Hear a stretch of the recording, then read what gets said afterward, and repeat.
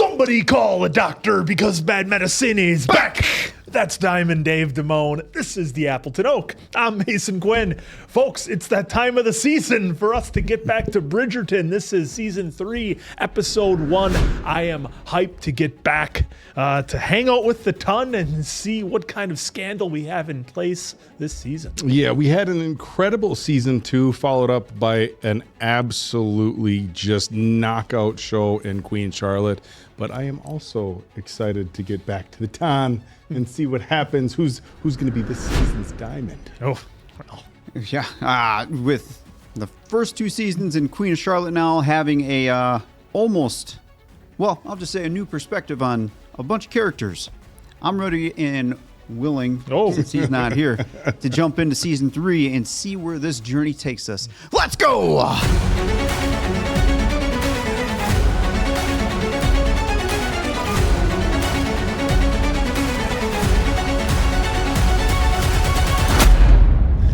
All right, let's go. We are back. Oh, it's springtime. All the they're out hunting. You got the bees around, right? Dearest gentlemen, the dirt sheets. We have been apart for far too long. Indeed, we have. London's fashionable set has made its return, and so too has this author. It's good to be home. It certainly is. Oh, just dollar signs. Yeah, that's all she sees. Of course, which newly minted debutante will shine the brightest? Is Cressida going to be back? And then there is Miss Barrigan, who certainly stands out in a crowd. Snorted. Seems as though your businesses are thriving, as is yours. We're Absolutely. You should see the floor good terms. in my room. Full of cash. There is another Bridgerton making her debut this year. Francesca is very quiet. Look how much he's grown up. Giant feather. I cannot wait to wear one. Perhaps she has swallowed that giant feather. We're not ready to go? Is anything new? Hey, let's go! Two-door. Oh, my favorite couple. Who else would be playing pianoforte in this house? Pianoforte. What are you all? Dear, there's no need to shout. I must say, all those piano lessons in Bath have reaped their reward. You've gone rather good. How did you get down here? I've been outside your door all morning. I woke up early, got dressed, took breakfast in the garden, because it is just another day.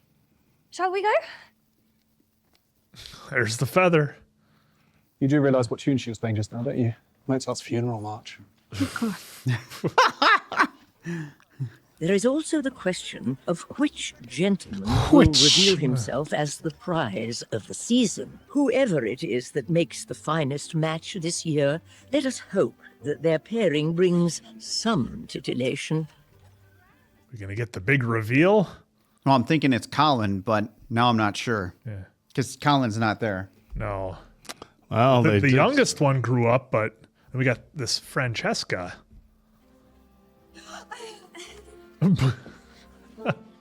There! What? Look at this guy.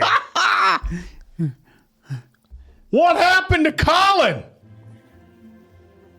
A lot more hair. Doesn't even look like him. What?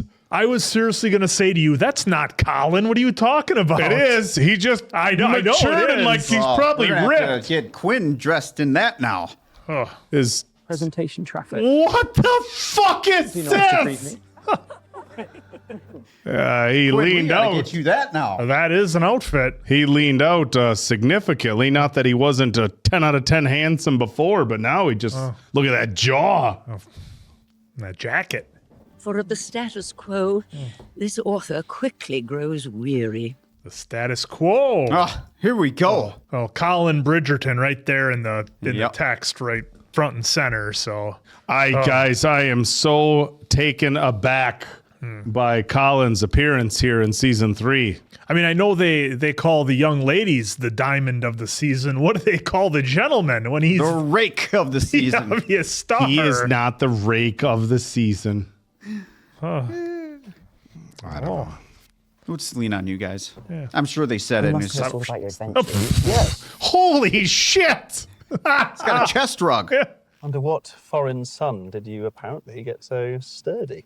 Sturdy. Who are you? What have you done with our brother? This time away was exactly what I needed. It has given me some sense of proportion. Miss Anne Hartigan. Oh, here we go. Our queen. Lady Hartigan. All right, we're going to get all the introductions here. Look at Almost that wonder if look. We should acknowledge our queen, you know? Just That's our new the beginning of every episode.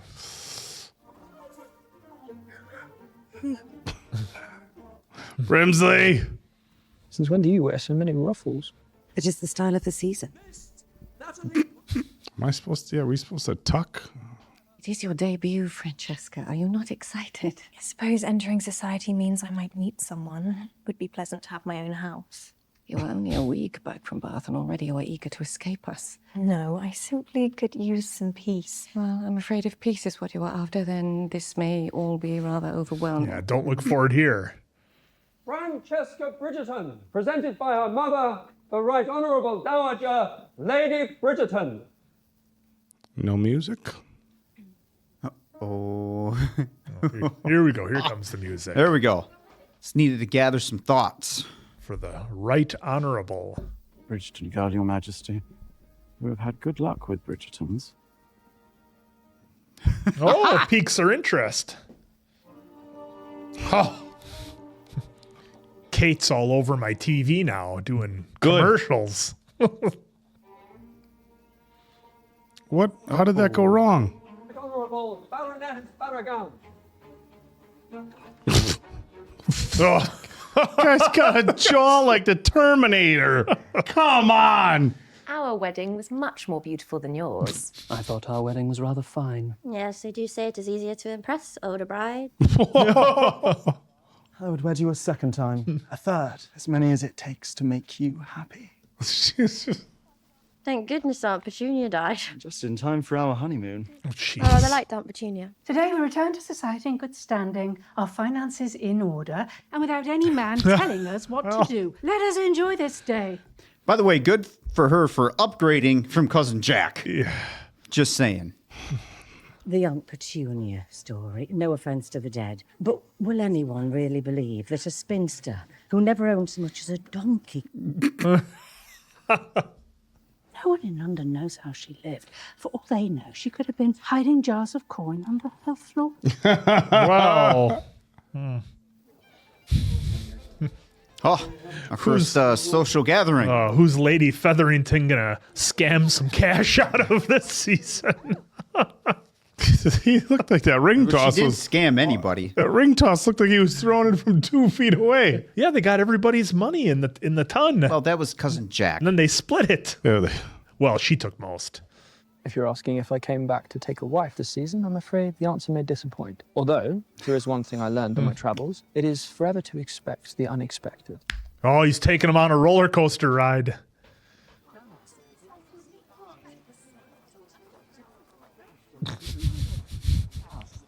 What are you giggling at Just- over there?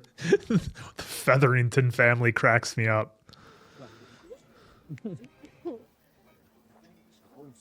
Oh, Oh, here we go. these- They're not gonna talk, are they? Oh, look. Nope. It isn't Penelope Cressida! Featherington. Oh, well.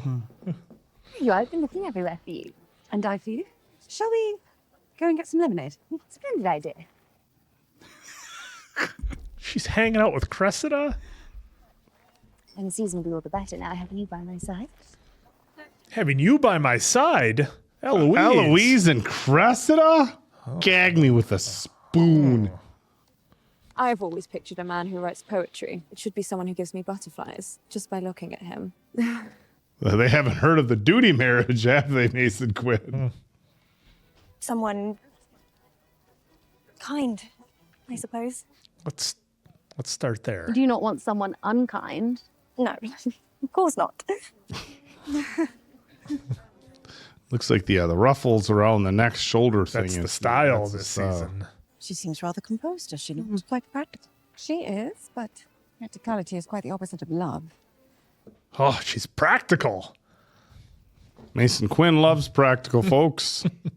You always see your children so clearly. I hope to be half the Viscountess you are. And forgive me, I will move into a doll house as soon as I find one. Back in India, mothers stay in the home long beyond their children's wedding. I'm grateful to have you close. That works out. Hey, there she is. Lady D. Queen's absence is noted after her instincts went astray last season.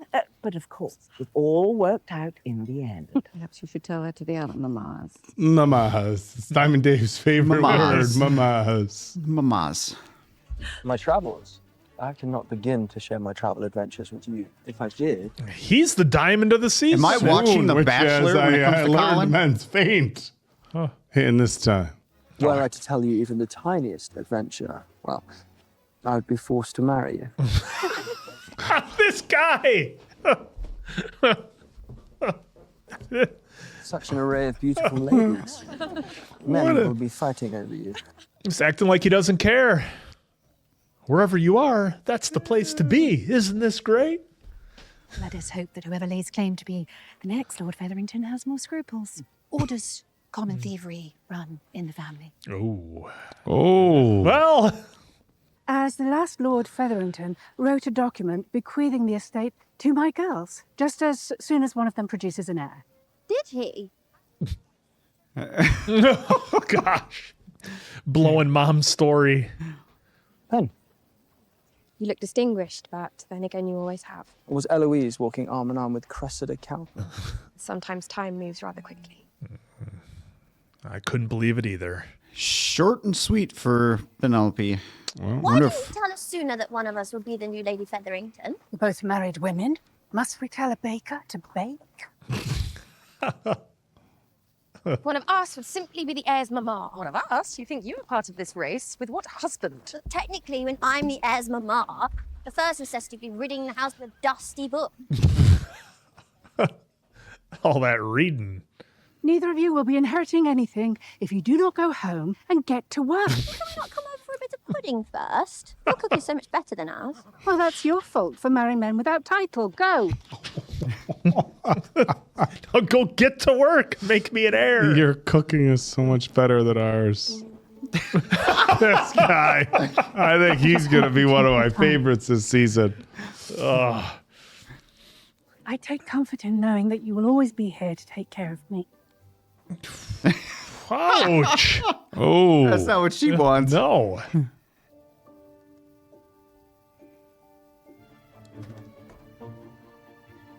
Oof. It's a lot of dresses. Oh, she. I do not wish to see a citrus colour ever again. Going for a new look. But what has brought about this sudden desire for change? I cannot live at home any longer. It's been hard enough living under my mother's rules, but my sister's. Yeah, having to sneak around. I must take a husband before that happens. It is time. Oh, here we go. Well, And Colin. does my lady have a certain suitor? Wow. Same one everybody has in mind. I should like to be sensible. Someone kind, who allows for my privacy for obvious reasons. Then a new look is just the thing. Perhaps something like what they're wearing in Paris. That's what Colin said. Paris. I mean, surely we can't get teased by this and then not have it happen. Oh. My perfume is from Paris. You visited France and Spain. My sheet music is Italian. Exactly how many cities did you visit in 4 months? I lost count, in truth. No. A bow in the house. A gift for you, Mother. It is lovely. Truly. Oh, my, we really are late. Francesca. Eloise? Oh, Colin is just putting everybody to shame. I have something for you. It is a book. I'm in the middle of reading something. It is called Emma. This book has humour and truth, the pains of friendship. It is altogether more probable. And I take it your taste in friendship has changed as well. Cressida. Oh. You showed me kindness in the country when no one else would. And what of Penelope? We've simply grown apart. Lady Whistledown nearly ruined me last season. I lost the battle and I have no appetite for the war, so I've joined the winning side.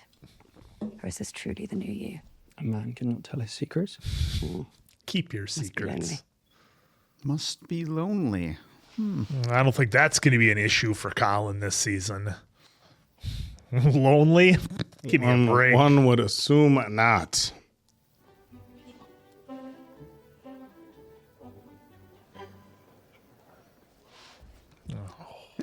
Oh, gosh. At some point, we have to talk. They, not we. Right. I think right, we're doing let's all right. Have a conversation. I've been hoping we would meet. Did not seem so. Eloise, I'm so sorry about everything. For what you did? Or because I discovered it was you who wrote such damning. Oh. I do not need your explanations. I have kept your secret exactly because I do not wish to keep revisiting the past. Is that it? Are you really friends with her? I wish you very well, Penelope. It's like I wish you very well. I need the old I Eloise. am not one to complain about a mid-afternoon tipple. Now, what's the occasion? I wanted to thank you for taking care of the estate. A little drinky poo. And you, I invited here to congratulate on your many new admirers. I'm not certain that should cheer me. Bridgerton's. Hey, Will. We're glad to see it. Will you join us for one? Pardon me, wife business comes first. That was a concerning look. Mr. Dundas, are you aware, Mrs. Mondrich, of your great aunt, Lady Kent? We met once in my youth. Very cold lady. She is colder now. Oh. Ugh. Has she left us something? She has not left you something. She has left your son, Nicholas, everything. Oh. While you have several cousins who are more closely related to her, none have male children. Oh. Nicholas shall be the next Baron of Kent. A baron? Oh, so they just hit the jackpot. Perhaps we might need drinks. Yeah. Indeed, Might wanna Will. Indeed. Take a seat and have a cocktail. Yeah. For that one. Little fucking Corgi dashing up the stairs. Newton. Oh, see, They're Anthony. married now, so no squirt bottle. Say, folks. no squirt bottle. I Just see they relax, haven't- Mason They haven't Quinn. changed Let much. them enjoy their time together. It's my first week as Viscountess in my new home. Tonight is Lady Danbury's ball. I must make a good impression. All right, the Four Seasons Ball. Oh, we're doing full makeover? Different colors, different hair. Hard to tell from the poster. Oh, wait, picture. what? I didn't even look at the poster until we call it poster. Backdrop. The poster. We used to have posters at the old studio, folks. Black? Oh, they teased us with the look. You know what happens when you start wearing all black? You're turning heel. Turn into a villain, absolutely. Oh, can we see a Penelope villain arc? Oh, I'm sad, as the kids say. Lady Danbury, you have outdone yourself once again. As you know, the first ball is no small thing. I do not take it lightly. I wonder what Whistledown will write about next issue. The season is off to quite a dull start. Cressida. Pardon me, miss. We failed to collect your cloak. Oh. Yes, of course. Well, we had to reveal it for the audience in a grand fashion. Much better than the citrus colors. Yeah. And look at Cressida's hair. Bravo. Getting creative. They didn't even have hairspray back then. The dark green. Looks like poison ivy. Yeah, with the red hair. I think it is not that there's anything wrong with the citrus colors, It's but not us they stare at. That's more her color. Yeah. If she wants to wear such a melancholy colour, that's her prerogative. Everyone's attention is on her. Oh, is it you catching it, Diamond Dave? I haven't even been paying attention. I'm trying to look at everyone I told the contest on the screen. You do not. Oh, stopped Colin mid-sentence. Whoa! Well...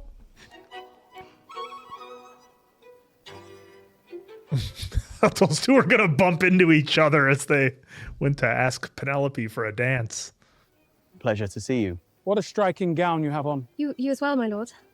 Not the gown part, obviously the first part. You too. Have a good workout. You too. Yes. I like to read, but perhaps too much. My mama's always telling me, put my books down. Oh. She's not used to the attention.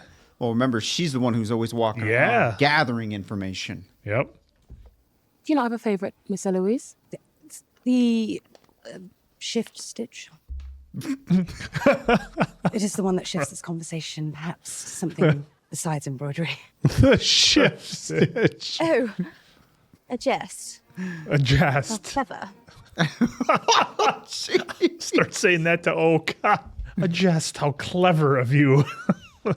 You were saying, Lord Barnell. I was going to say, perhaps we should take our leave, lest we remain too long and give Lady Whistledown something to write about. Oh. So she's going to get some interesting information now, just face to face. Did you guys put your name on her dance card at least? She's all nervous. Not ready for what's about to come. All right, these two. Who is she? Penelope Featherington. This is her 3rd season out, but there are several impressive new contenders. Contenders. Well, there is some anxiety amongst the mama that you have not yet selected a diamond. A diamond is precious precisely because it is rare. I throw 1 diamond ball and anxious mamas expect a diamond every year. I threw a zebra ball once. Do they expect a new zebra each year? Zebra. Zebra? I believe it was Lady Whistledown who named the diamond the first year. How right she was about the Duchess. Daffers. What are your hobbies? I play the pianoforte. That is magnificent. Get him, Tudor. Who are you besides your hobbies? Yes. What do you desire? What do you despise? You? Get out of here, creep.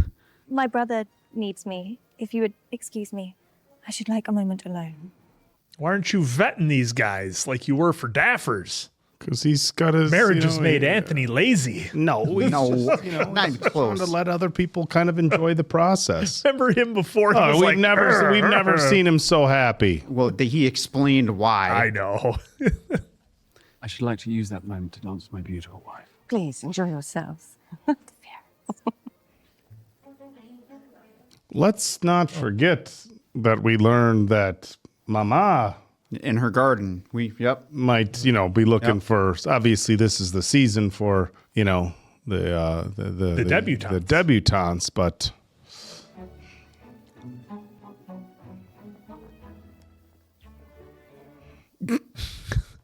oh, Anthony's so off his game. Oh, okay. Maybe have a friendship there. They share similar. Friends with a different Bridgerton. And these two? I did not expect to be inspected as if I were some rare insect writhing under a microscope. Seems as though every Bridgerton was born to attract notice in one way or another. I am different from my siblings as well. Can be difficult, can it not? Good. And boom, we got a friendship. Just like that. We have an understanding. You are lucky to have so much notice, even if it is trying. For some of us, the notice is very slight. She had the whole room looking at you, Penelope. You really ought to take to the floor again. It's difficult to come off the wall once you are on it.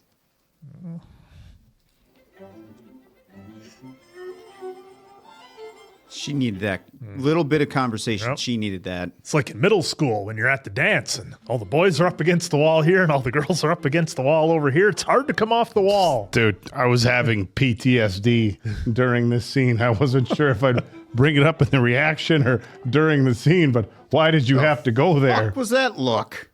Are you well, Miss Featherington? From the ice cream or from the very congenial-looking miss with the sneer? Yeah. Later. Lord Debling, is it not? And why do I have the feeling that you, in turn, know how to make one wither, if you so choose? Oh, he is smitten. I suppose I did not. Uh-oh. Excuse me, Oh! My deepest apologies. She did that deliberate. Accidents will happen. Miss Featherington, I shall find a maid to help you. It would be most appreciated. Oh, that was fucking dirty. Fucking dirty. It's a pity you did not choose something sturdier. Perhaps if you had not bought such cheap fabric, it would not have ripped. Punch her. Swing on her. Swing on her. Can't do that here. We sure can. Swing on her. Yeah, that's your friend. That's your new friend, Eloise. Fucking Cressida. Well, perhaps some late nights. We can always count on Cressida to be our favorite heel. Oh, she is good at it. Why concern yourself with her? I want to know what happened on these late nights. Whatever happened to you, I must say, Bridgerton, you are much more fun to see. But do excuse me, just a moment. You used to be a nerd, now you're fun. Well, now you're a rake. Way to go. Well, that's not confirmed. Not confirmed. Uh-oh. Just bullshit talk, of course. Pen, Colin, why are you leaving so soon? Especially in such a charming dress. do not mock me, please. Mock you? I assure you I'm quite serious. The colour rather suits you. Good night, Mr. Bridgerton. Do you not need a chaperone? Spinsters do not need chaperone. Oh. I am in my 3rd year on the marriage mark with no prospects to show for it. What would you call that? Something wrong? Pen, tell him. Tell him. I miss you. You miss me. You miss me, but you would never court me. Is that correct? Oh, well, just lay it calling out. him right out. Telling everyone how you would never, ever court Penelope Featherington. Oh, that's right. That was so Well, bad. we didn't get all of it. Perhaps we should talk about this somewhere more. Do you really forget Because I that? embarrass you. Until now, Of yeah. course, you would never court me. I am the laughing stock of the town, even when I changed my entire wardrobe. It just never occurred to me that you, of all people, could be so cruel. Oh, you got some Bro, work you to need do, to Colin. fix that context. shit and fix it Yeah, fast. you're gonna have to tell her the absolute truth. She only walked in on a tiny blip. As did we. Oh boy. We were with Pen Oh on that. boy. Oh boy. She's going to write angrily. Fierce. Oh, Colin. Colin Bridgerton. Oh. Lady Now, Dub. We shouldn't write angry. Just putting that out there. Yeah, just like never text angry, don't write angry. No. You know, that kind of thing. Lady Featherington, Uh-oh. I am pleased to make your acquaintance. Good day, Mr. Walter Dundas. Does he bring the news to everybody? To what do we owe the visit? I have been made aware that your cousin Jack Featherington recently left town with your entire fortune. Yes, sir. I have in my possession a document he signed granting the estate to one of your daughters once she produces a male heir. Yeah. Are any of your daughters with child? Oh, I do hope to receive the news any day now. Oh, Dundas. It would be quite a task transferring the estate to another family. Is that a threat? But should I find that this rather convenient document is in fact forged before one of your girls has an heir, the upheaval may indeed be necessary. Upheaval deed. It is a good thing the document is not forged, and that my girls do so love their husbands. A very good thing indeed. Oh. I shall pay another visit to you very soon. This guy's great. Such a beautiful home. He's like the inspector. Yeah, be a shame if something happened to it. He's like the mafia. A lovely home you have here. Be a shame if that document was forged. What could happen? I love Out the on the shit. street. I love the shit that they put Lady F in. It's fantastic. She just is always she's going always through in it. some shit. Aside from Francesca, who stirred a good deal of interest, I suppose. But I do believe my handling of Penelope was a clear message. Oh. Oh. I thought we did not like Penelope. What you did was cruel and unnecessary. Is You often Eloise gonna talk. mature her a little bit? She might be the one to turn. Why do you think? But do you not think it might be easier if you displayed a bit less frankness? It has been difficult to find a husband. It has been more difficult still to find a friend. Oh, shocking. Real shocker. Maybe Eloise can make her a better person. The season has a way of coming between young ladies, pitting us against one another. I suppose I've fallen prey to it. I thought I was the only one who noticed. And you do not blame you. I've not always been kind. Oh. Not always. You continue Are we to be gonna get unkind. a baby face Cressida? We might. She's opening up quite a bit. She is undeserving of my attention. And of yours. That's not. Well, Well, Jesus. That didn't work. We are far more interesting. Okay, there's the old That's Cressida. the old Cressida. She started to go and then she came back. By the way, I'm cheering for. Yeah, I want her to be evil a better Cressida. person. Well, no, we don't need her to be a better person because Yeah, we need we do someone by to the stir end. the pot quite often on this show. That'll be Dundas. That's what we need. Cressida in the last season can become a fantastic person. For now, just keep evil Cressida. There's a matter I must discuss with you first. Your mother. Your mother enjoys being Viscountess so much. So why not put ourselves first for once and extend the honeymoon? Are you quite sure? Very. Mama wants to stay. Yeah.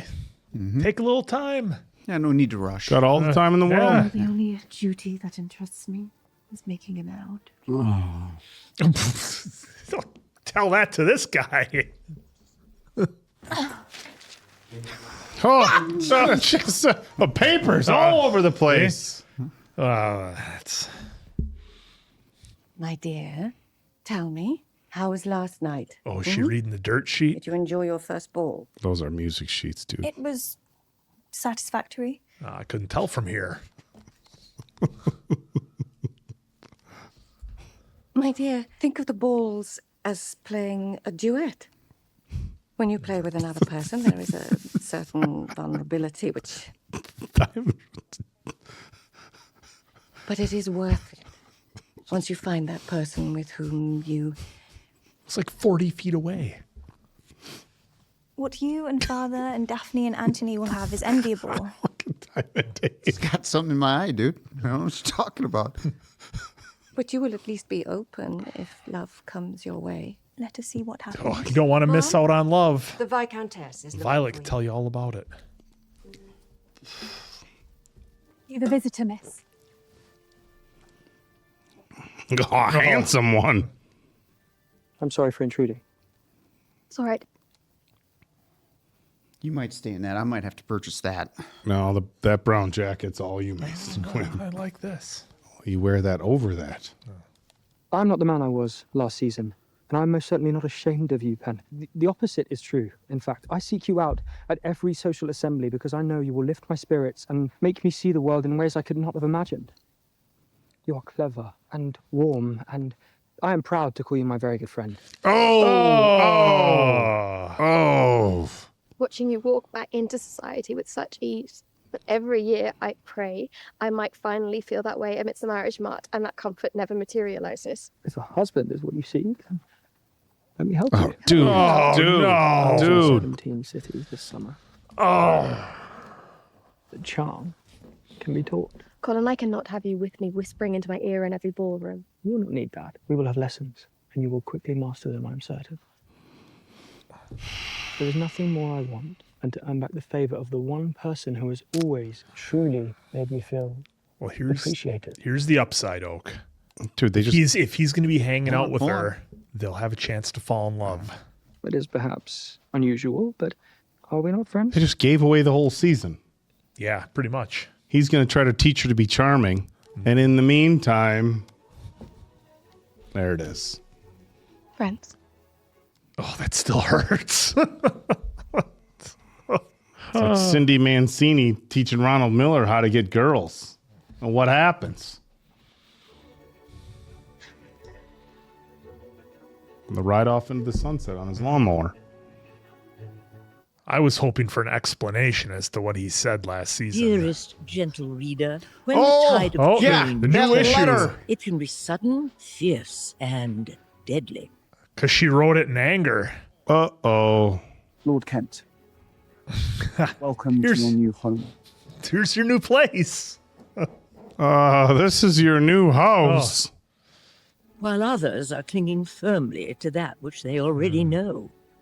None more so than our queen, who has still yet to choose a diamond. Those paintings. Arthur wonders if her hesitancy is a symptom of fortitude or fear. If it is the latter, pride in past achievements will not benefit her, as our debutantes are ready to play this season. Your serve, Your Majesty. Your serve. Seems Lady Whistledown is playing games again. Oh, she loves it. And are you going to play along, Your Majesty? I do love a game, especially when I am so often the victor. Queen's back! Oh, absolutely. You of all people would be quite interested in today's issue, Penelope. Lady Whistledown has a good deal to say about you precious Bridgertons. Oh. Colin, in fact. Whatever she has said about him, she is wrong. Dare I say, this author is ready to play as well. Time to play the game. There are some who take the embrace of change a step too far. Good afternoon. Oh, I think we know who that's about. Where were you? Nowhere. What are you reading? Nothing. And then there are She- some who take the embrace of change a step too far, as with Mr. Colin Bridgerton, who seems to have embraced a new personality entirely. But one must wonder, is this new character the real him, or simply a ploy for attention? And does Mr. Bridgerton even know? Oh. How long does he until he figures it out? Yeah. I do not care what Lady Whistledown writes about me, but ruining Miss Thompson and then nearly ruining you last season, I will never forgive her. Oh, if only you knew. Have any idea who she might be? I do not, but trust me, if I ever find out, I will make sure it is her life that is ruined. Hey, he means it. Look at that expression he's giving Oh, us. the spot that she's in now. Yeah, because she knows. I like it. Getting a lot of conflict, folks. Folks, you wanted scandal? Oh, you got A lot scandal. of conflict. Well, let's just pick up from right there, right? Because if he figures it out, because didn't she earlier in the episode allude to a personality change to him face to face? Well, I think everybody. She did. That was Well, for I mean, everybody did. She did. Well- She said that he's different, but I think, I mean, there's a start. I mean, but I mean, everybody. Look at us did it. as reactors. I mean, just we're like, whoa, what's going on We did here? the same thing. And I think that was, I mean, everybody at the dance kind of had that, and in town, kind of had that same type of expression. All the guys are asking him about the travels and everything, and all the ladies were impressed with everything he was saying. Penn said it right to his face, and it was almost word for word, in that newsletter. I'd have to check. So now I'm wondering how long it is before he might actually figure it out, or there's obviously he doesn't, and Eloise has to keep that secret even closer to the chest and not make Colin feel any harmful feelings towards Penn, because they were already in a little rocky spot, and now they seem to be on the up. And then we got Penn's reaction, and now that face when Colin was walking off. I don't think it's determination. I don't think it's that big of an issue, really, because Penelope wrote it that one time. She's not going to write it again. She's not going to continue to drag we don't know Colin through the mud, because they're going to be working together, and she wrote that in anger. So there's nothing to say that she can't be like, oh, it seems Colin Bridgerton truly has come around and become this new gentleman. Just buried him though. But so she's going to have to try to figure. Well, yeah, that's way. But that was only in one issue. So what? How many does she write a year? She does one every week. She can come out and change anything. She did that last season. Okay, so you just said what I was saying. She has to come back and say something now, because a lot of people take her as Lady serious. Whistledown. Yeah, Lady Dub's word. Yeah. That's why I don't think she has to write something to kind of come back from that. Not that it was a damning thing, but it pissed him off. Enough. But that's why I'm saying I don't think it's a big deal, because so what? There's one issue where something is written, and Lady Whistledown writes stuff every week, and she has written different things as people have progressed throughout the stories in seasons 1 and 2. So it's going to set him to maybe be curious, I think. But once he starts working with Penelope, they start spending a lot of time together, then we're going to get our story. People seem pretty fickle with their opinions on Lady Whistledown, depending on what they're writing. Or what she's writing, rather. She comes back and writes a couple of good things, like exactly what you guys are saying. Oh, it seems as though Colin changes. She could write good things about Eloise. She could say nice things about... Look, if she comes out and says nice things about the Bridgertons and throws Cressida under the bus, she's right back in good favor. People want to hear nice things written about themselves, and they have short memories with that, but long memories when they hear bad things.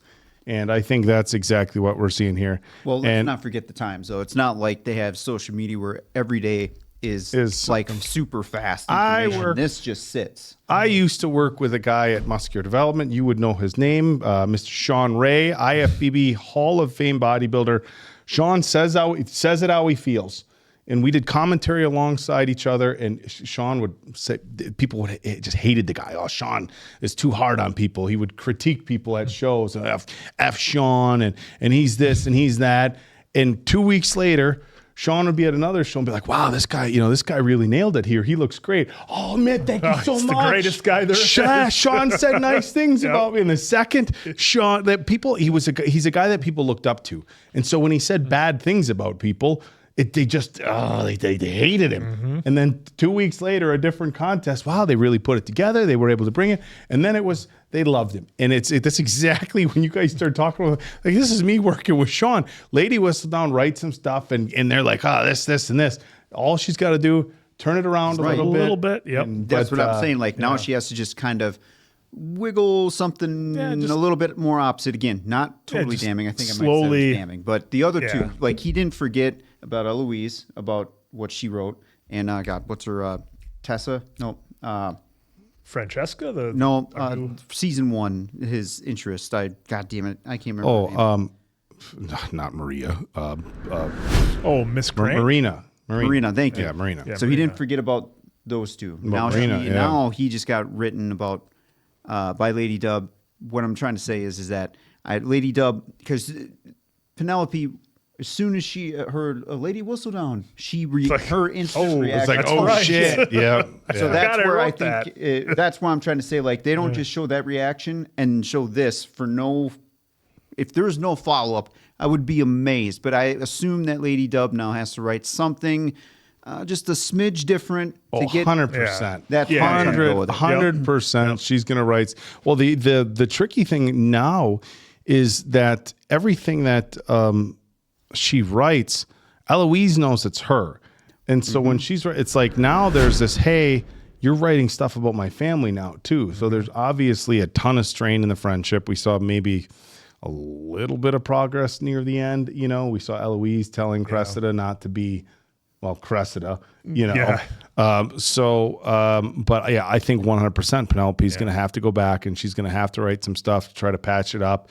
I mean, it can't be like 100%, obviously, where she's like, "Oh, I was wrong about and Colin." calling out the Queen slowly, too, which I love. Queen Charlotte's replied to the letter. Oh, I like playing games and I always win, and it's so. And thank you to everybody who was like, you got to watch Queen Charlotte before you get into season 3, because now seeing a young Charlotte and how strong she was, and how she was never afraid to speak her mind, and she was never afraid to stand up to anybody, but kind of did it sometimes in a fun manner.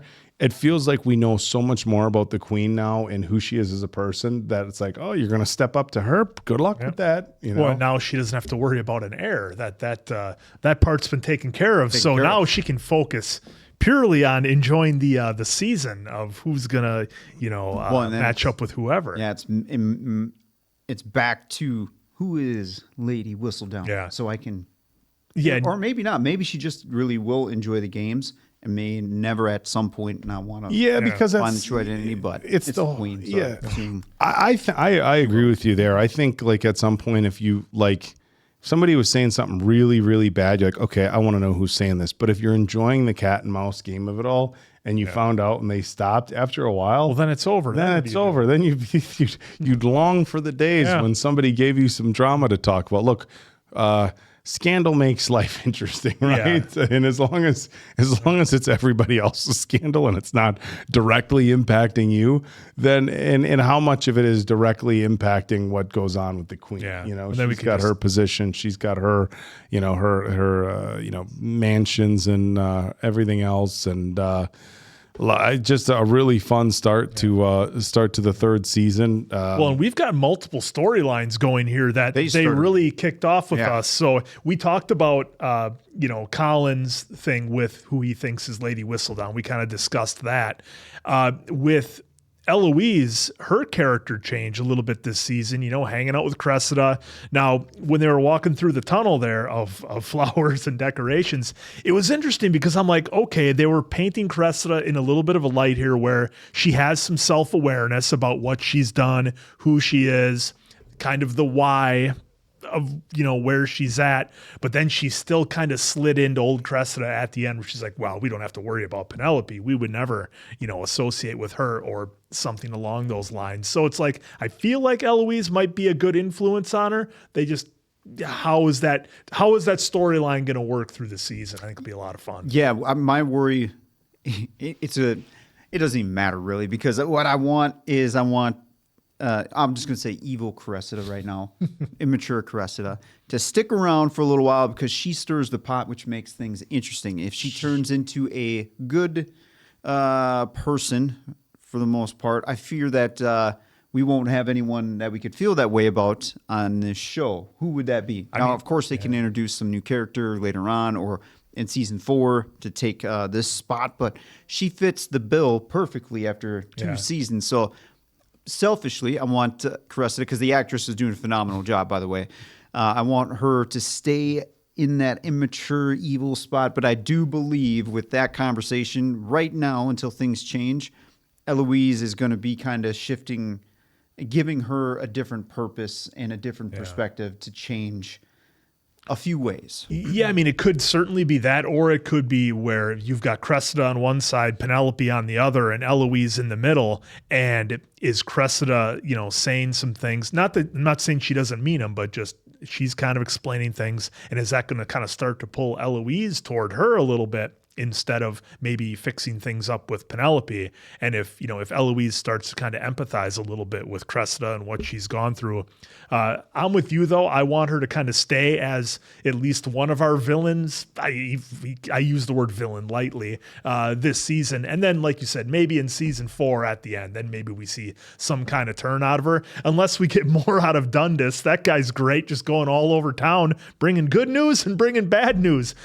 Your 7-year-old son is now a lord. Congratulations, Will, by the way. And Featherington, if this is a bogus document, well, I'd hate to see what would happen to this place, Well, did you have any thoughts on Cressida, quick? I mean, she's so perfect for the show. You gotta have somebody to dislike. I mean, if everybody got along so well, and look, it's a representation of what society is like at all levels. I don't just want to say high society in these times, but there was definitely people who thought themselves to be better than everybody else, and was not of the the highest moral character, but she keeps things interesting. We talk about how we want chaos and scandal and all that, and Cressida is such a kind of a perfect representation of all those every time things. She pops up on screen, you're like, all right, what's gonna happen? Yeah, it's fun. Like, look, we're just taking it in. We're having fun watching it.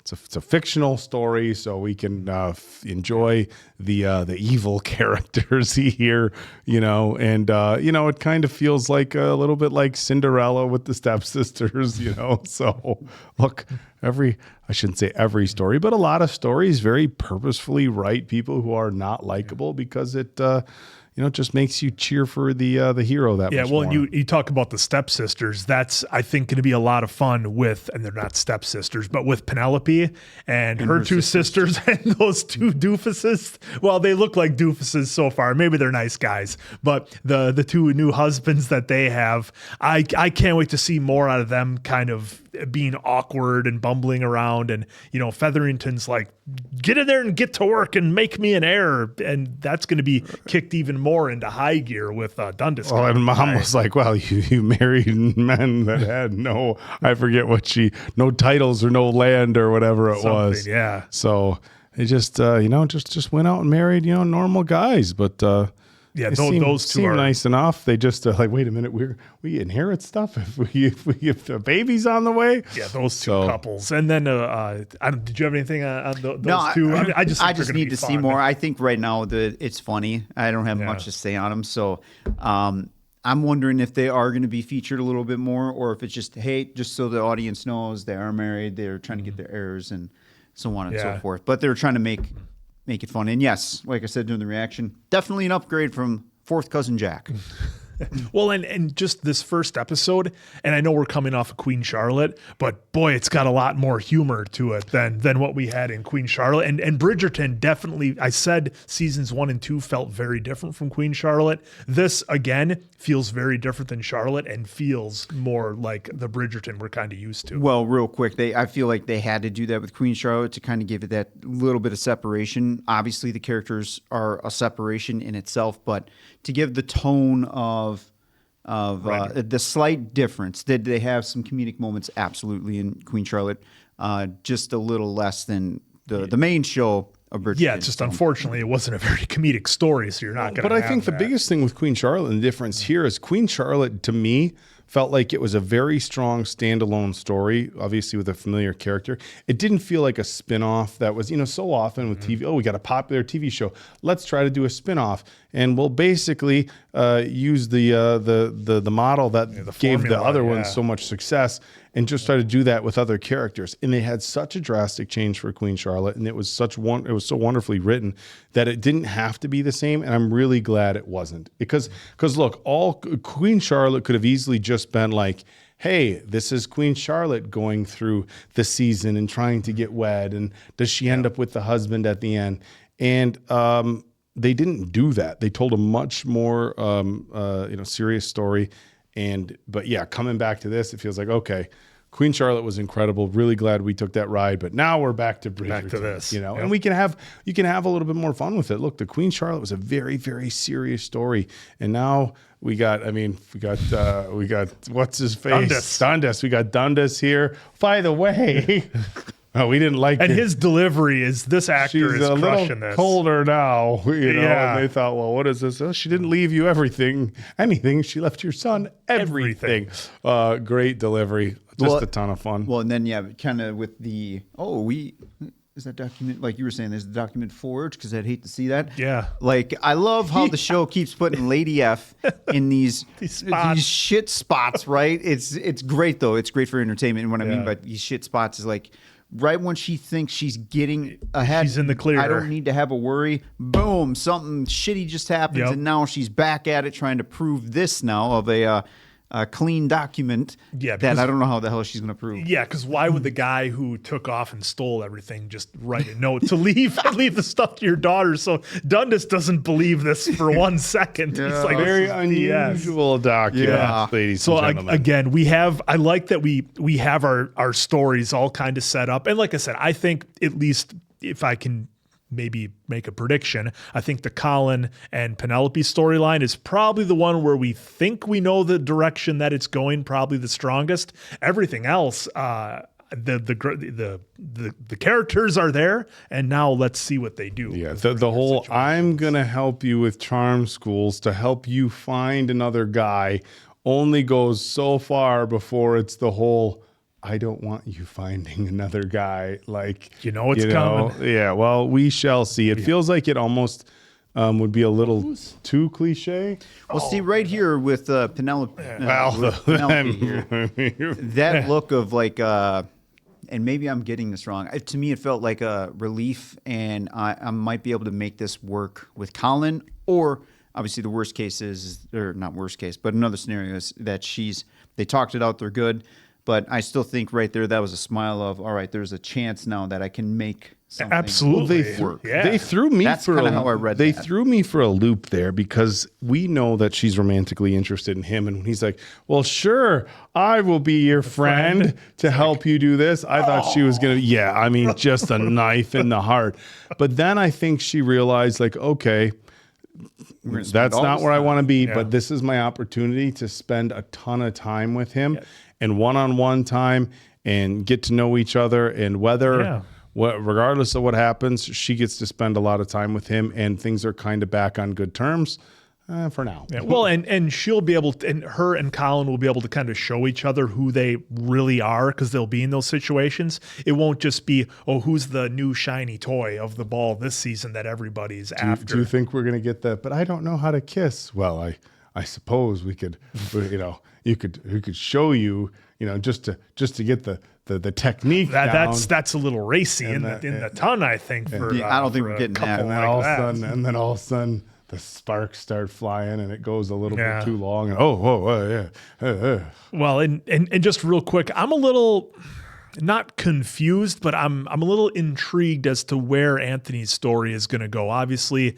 they talk about having the heir, and then allowing Violet, Lady Bridgerton, to stay around a little bit more, stay on as the Viscountess, because Kate's like, hey, I've been working my whole life, let's take a little break here.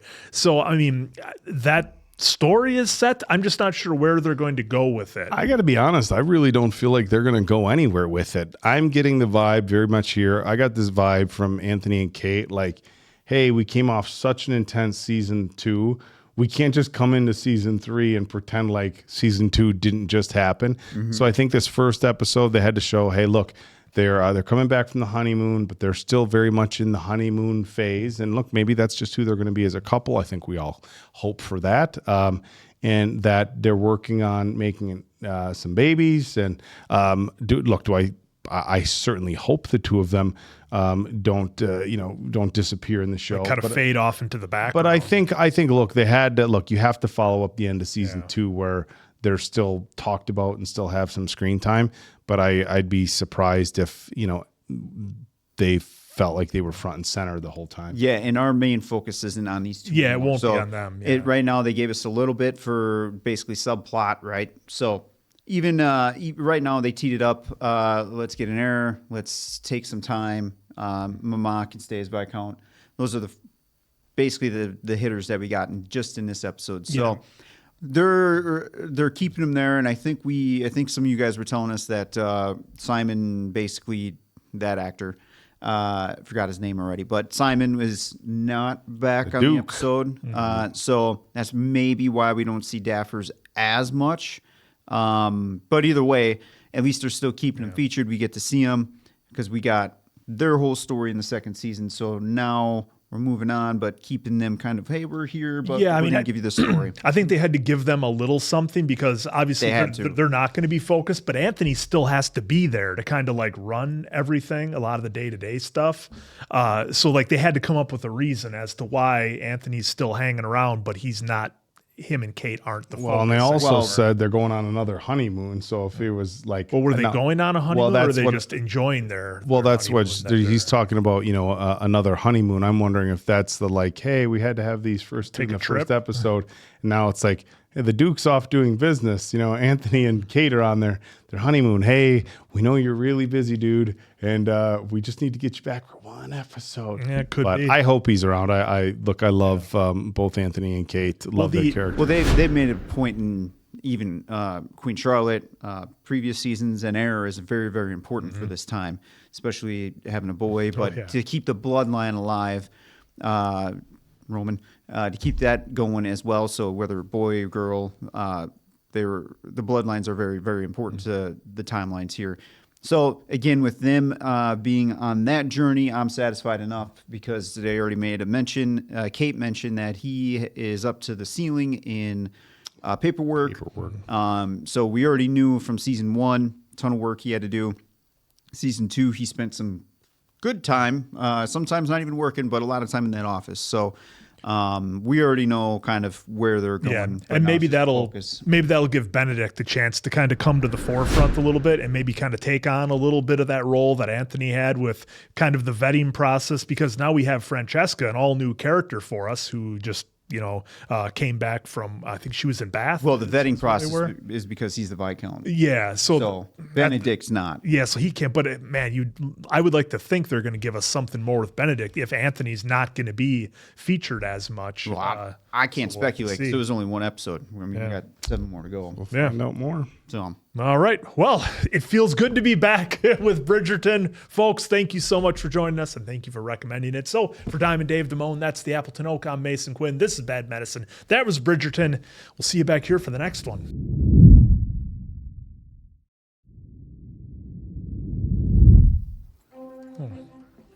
Threw me off a little bit with no music. Look at that. That's the royal pineapple. Look at Queen Charlotte. Evidently, diamonds are not so rare after all, which is exactly why I am not choosing one, no matter how many jewels anxious mamas might send. Oh, so you are unperturbed by what Lady Whistledown has written? That she thinks I am afraid of choosing a diamond? Why should I be? I hear my choice last year, Miss Edwina, has made a splendid match abroad. Certainly, Your Majesty. Prince Vigilante! Oh. I've not seen nearly enough from this year's girls. If I am to grant someone my favor, she must do more to earn it. There you go.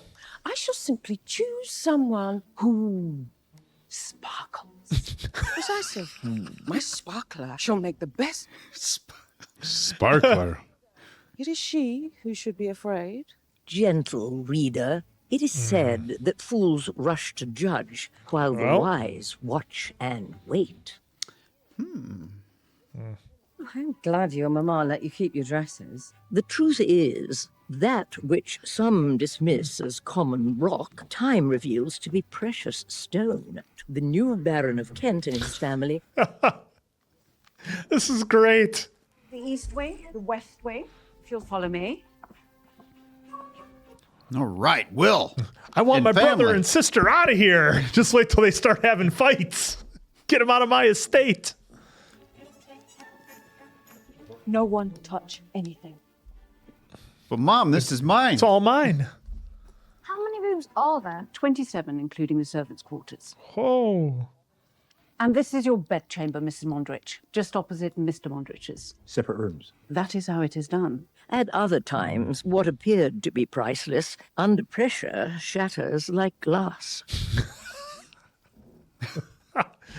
What if some shopkeeper or chimney sweep is next in line for us? That's Why a worry pugilist. yourself, Mom? One of the girls will make good.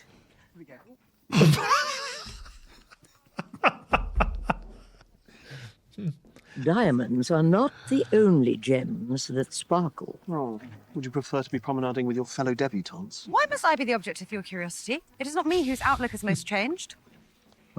Colin. I shall see you both later. Oh. Oh, here we go. Perhaps one of those young ladies has a fan I might borrow. It looks like it may become rather warm. She's on a mission. Yep.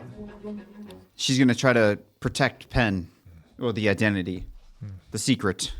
How do we begin? Or perhaps there is a book I might read on charm. You certainly want my help after what Lady Whistledown wrote? Oh. I just pay her no heed. Indeed. Sooner or later, she will be caught, and we shall dance on a day of her demise. I should like to see your skills as they are first. But I have none. You know how to wave your fan.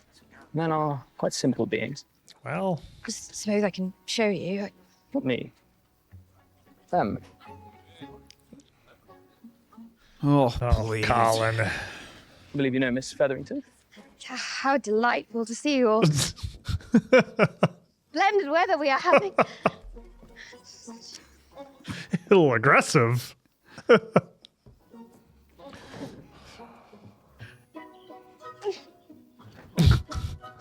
It's not as easy as reading about it in a book.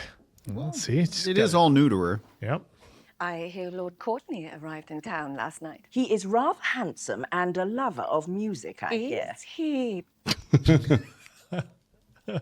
The reason that I have come for tea today is to inform you that Her Majesty is not done with the season. She is still seeking her diamond by some other name. She desires to see more. Does she? She wants to be impressed. She does. Anyone who has already made their debut. She's all mad. I can't wait to grow up. Oh. Do not let Barley hear about a meeting with a new housekeeper. I might like to change some things when I become the new Lady Featherington. Do you not think that you are both putting the cart somewhat before the horse? There is, I trust, every reason to hope both of you might, before long, be presenting the family with an heir. Mama, how rude. That's what you have to do. And you? This tea is quite bitter. Never mind the tea. Yes, Mama, we have been familiar with each other. Well, I should hope you have. How often? You must be familiar with each other often to create one. But I want to be out with my husband showing him off, not in bed. And it flattens my hair. Oh, gosh. Full moon is on the rise, a harbinger of fertility. There's no I suggest chance you make good use of it. either two of these are going to have kids.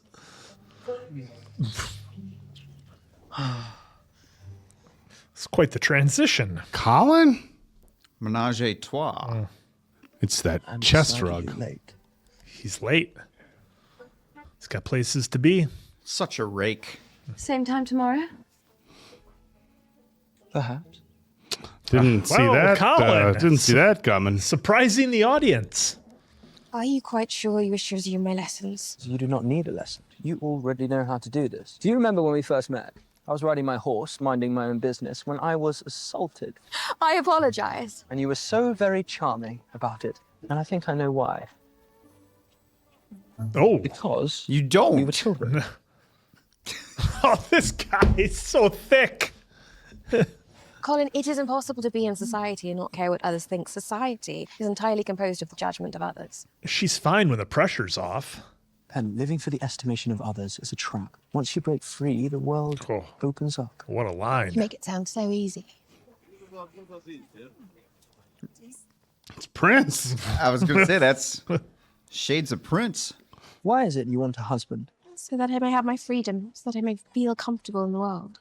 And it will be finding that comfort in yourself that will get you there. What is the one thing in the world that makes you feel most comfortable now? You. There used to be Sunday teas at Bridgerton House. It's one of the few places I could go and chaperone and truly be myself. I'm sorry about whatever might be coming between you and Eloise. What exactly happened? Oh, boy. Well, oh. We can't talk. I should get back. Fully unnoticed.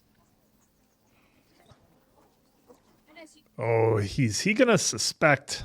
He's gonna make all kinds of wrong suspects of who he thinks Lady Whistledown is. I wonder.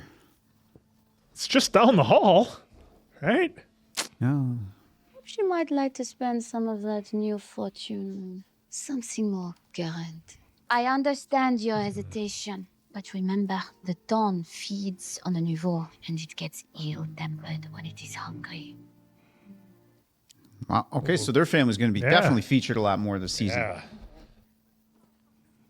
I'm so grateful now that Mama has you to absorb her attention. I can delay dealing with suitors at least another year. Maybe even longer if you hold out as well.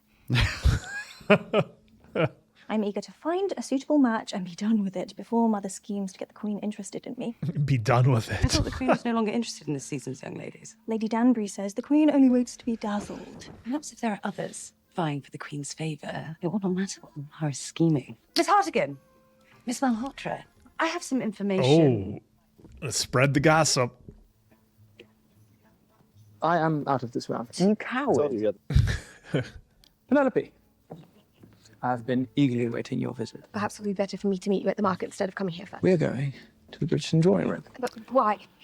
Your next lesson, of course. Eloise Is out for the afternoon at the Modiste with Francesca and our mother. and the rest of your family. Playing cards in the garden. I got it covered. Oh. You mentioned you were comfortable at Bridgerton House. The drawing room. We needed a place to be alone. Here, your maid can wait outside, and we can pretend we are at a ball. Have you gone mad? The quartet is by the pianoforte, preparing for the Parisian quadrille. Here, on the sofa, some mamas are debating the merits. Across the room, gentlemen are asking young ladies to dance. All right, she's going to... Yeah, here we go. Shall I pretend to flirt with the imaginary cellist? No, with the dashing suitor you just met by the refreshments. Me. You? Oh, I'm the boy. perfect person to practice on. Practice. Practice? I know I can be clever and amusing, but I find myself saying the wrong thing or more likely nothing at all. Forget what is wrong or right. Oh. Imagine what you would want to say to me if I were a suitor. Oh, I she's got were. some stuff. Oh. Well, at least one point. Let's let it rip. Your eyes, a most remarkable shade of blue, yet somehow they shine even brighter when you are kind. I might say something like that if you were... Oh, he needs a drink. He did give her a free pass. So. Yep. Oh. Eloise is here. You can hide in the study. Oh, now we're going to be sneaking around. She left her part of her dress there, though. Her scarf. Yeah.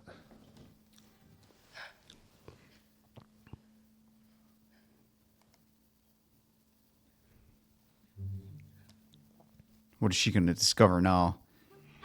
Oh, Collins. I now declare with great Diary. certainty that Paris is some of the most beautiful women in the world. Oh. Oh. Collins' diary. And the city is still alone at night. She loves his writing. Yep. I want to read more. But I shouldn't. But I must. I marvel at how one can feel such intimacy, but also such great distance. Were you reading? No, I did not mean to. You did not mean to pick up my journal and read it? No, I did, but I should not have. Well, no, you should not. Whatever you read was not meant for another's eye. Oh, shit. Colin's going to take it out on her now. Damn! Colin, your hand. It is nothing. It's not nothing. Stay there. I need to hold your hand. Please, Let me help you. let me. No. That almost reminded me of like Pattinson in Twilight with that, struggling stare. See, look how kind she is, Colin. That shade of blue in your eyes. Oh, look, yeah, that shade of blue. Now I'm holding your hand and caressing it to be closed with a little bit of a squeeze to let you know Just I'm here. To let you know. Yeah. Your Yep. writing. It's very good. Indeed. He'll be writing those romance novels in no time. By the way, her plan is working. Indeed. Thank you for the lesson. Colin, you're fighting it, pal. Yep.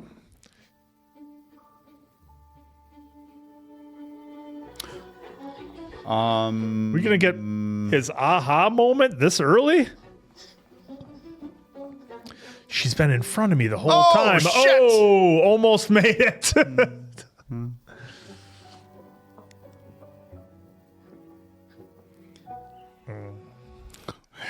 Hey, Carl. Good to see you. Would you not like to at least see? Oh. All right. We're finally getting a little bit of Will and his wife. A little more to the story. I Yeah. like it. We may have had different taste in garments, but Lady Kent certainly had an eye for jewels. Well, it'll be fun seeing a new group of characters kind of thrust into this world. Mm-hmm. Something troubling you?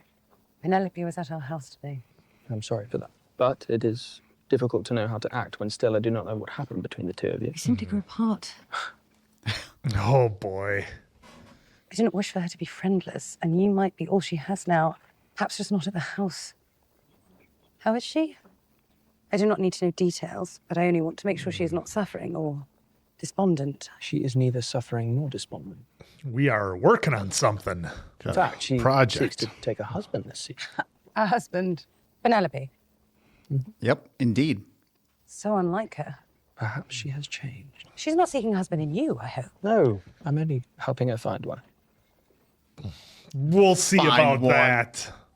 Yes, but you're an eligible suitor. Perhaps the most eligible right now, strangely. It would not look right. No, it would not. And that is why we're not telling you. Oh, so devious. Got to keep it on the DL. Yep. You know? The queen. Like a wave. Her facial expressions are great. Finally, they seem to be putting in some work. Oh, that's a Yes, deep Your Majesty. curtsy. Perhaps a little too much. Your curtsy had been low enough in your first season out. Ouch. Oh, so Curtsy Cressida's wasn't low mom enough? is Cressida's mom the catalyst for her behavior? That's what I'm starting to wonder. Might become acquainted with a few other young ladies so that your circle is wider than simply Miss Cowper. I plan to. Do you mean it? Miss Bridgerton, would you like to take a turn about the room with us? I do enjoy a good turn.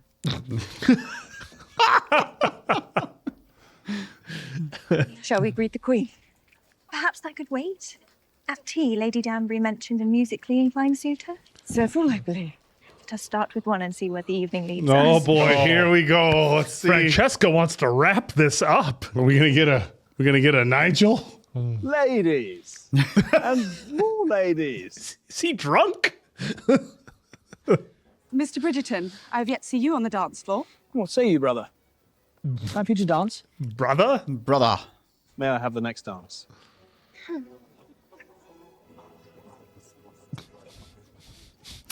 I'm looking forward to more Colin and Benedict together. Mr. Danquith, Mr. Finch, where are your ladies? I have lost mine. These guys. Perhaps if you savoured her as much as you do food, she would be with child by now. I think of prudence as a bonbon. Delicate. I shall find them for you. Has anyone told you that your mother is rather terrifying? I'm sorry again for reading your writing, but you truly write so well. You make it seem effortless, which is so difficult to do. Oh, go easy about the writing. Would very much like to read more one day, if you would let me. I will consider it if you speak to at least one lord tonight.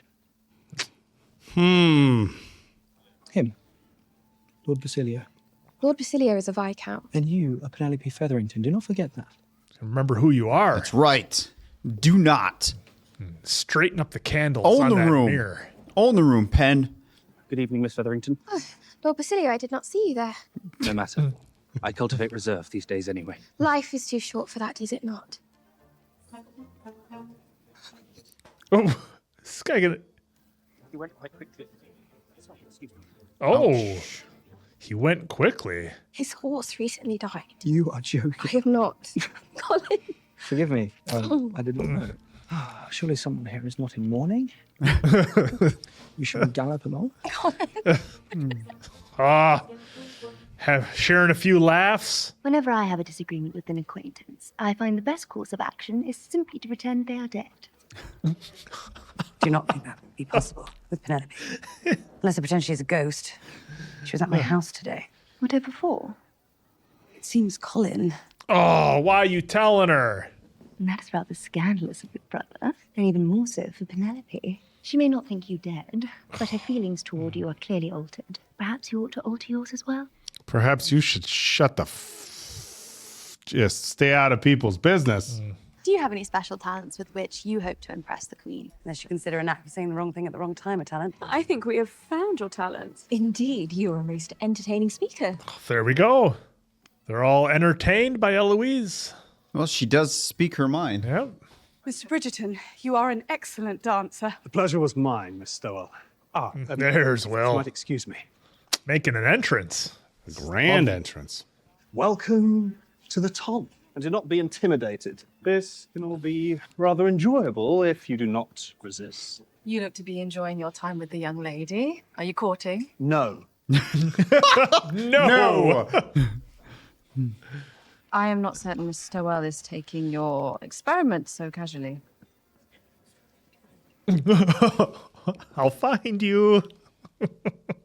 I'll find you. One dance and suddenly you have signaled you are available. How are we expected to understand all these society rules when even someone born into this world cannot grasp them? Lord and Lady Singer, the rule is you're not supposed to have more than 1 or 2 drinks at these events, and yet they are like that every time. Drunk as fiddlers. See his face. You see those chops? All these rules are to keep the marriage mart churning. But once you have performed your function, you can do whatever you want. Found your match, you are free. Yeah, you can just go and have fun. Lord Petrie is quite the music devotee, and I hear accomplished on the cello as well. The cello is such a beautiful instrument. Absolutely. I once heard a rumor the trio was written to convey his feelings for Mademoiselle Ludwigs. Do you not think you can feel it in the music? Mostly enjoy the chord progressions. She's not feeling it. Did he blow it? I'm fearful that without a push, Francesca will marry the first good enough match. Good enough match.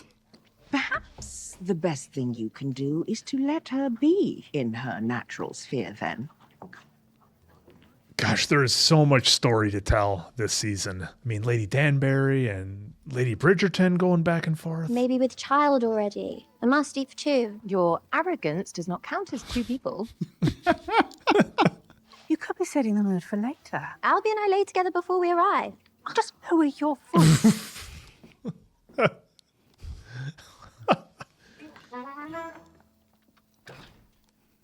What about you? Another prep talk. Yep.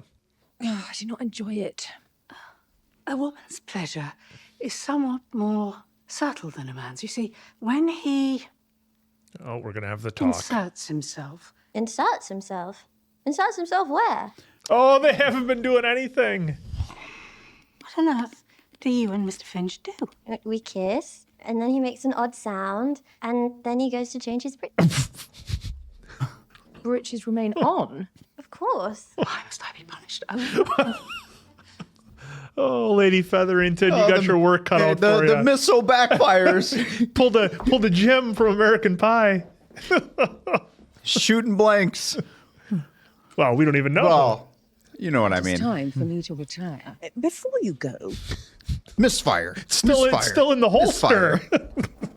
I can't believe they just did that, guys. We kiss. He makes some funny noises. Then he changes his britches. Oh my God. Excuse me, ladies. But we've not nearly had enough time to show off our gift. Does anyone at least have any good gossip? Oh no. Cressida. No. Anything at the moment. Oh, good. Oh, good. She didn't or forgot. Good evening, Lord Remington. Miss Featherington, it is a fine evening, is it not? What is... Well, that is a wheelchair. Yeah.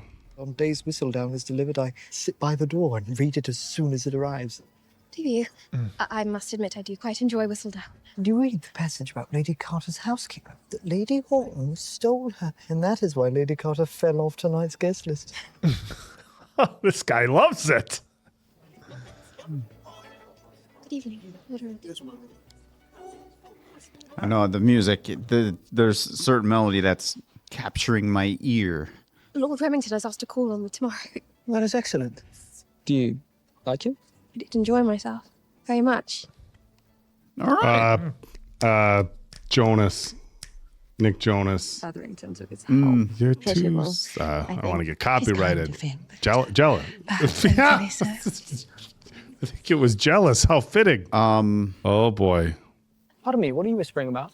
Mr. Bridgerton, we were wondering why an eligible gentleman such as yourself would help a spinster find a husband. Oh, no. Eloise.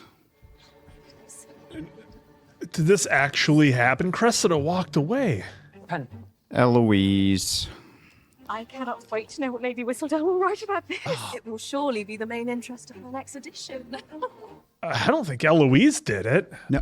How else did she told Cressida? Eloise. I know, but Did you tell anyone of my help? Cressida must have told somebody. No, I did not mean... Which means you did. I confided in... What could Penelope possibly have done to warrant such maltreatment? He's going to be looking for the answer eventually. Trust in Cressida? God, I never thought I'd be saying it, but I'm so disappointed in Eloise. That was a bad move by her. But with the way Cressida walked away, I didn't think she said anything, but she must have told her mom or something. Oh, she told everybody.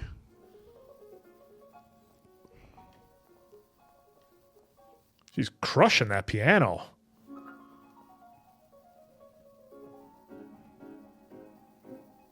Well, the queen did discover Mozart. Yep, and the talents she wanted to be impressed by. Forgive me, Your Majesty, I was only taking a small pause from the ball. because you delight in your endeavours. Someone who performs not for me, but for themselves. Oh! Brava. Brava! On my Sparkling. So, she's the new sparkler of the season, ladies and We got gentlemen. our diamond. Our sparkler. Well, that's true. Sparkler. Sparkler. Yeah, Lady Danbury basically just acknowledged it with that tap of the cane. My lady. Will, what are you doing? Should you not be sleeping in your own bedchamber? I do not wish to sleep. We can do whatever we want, Alice. This is our life now. We are a married, noble couple. Our son is noble. Our family is noble. Family. I cannot stop thinking, what have we done to earn this? Nothing. The same as every Viscount and Earl. That's true. They were just born. But it is ours, so let us enjoy it. No more old lady Kent clothes. Away with clothes. Good thing he had that talk with Benedict. Yeah, because that changed everything. He's like, Yeah. hey, you're already married. You're already here.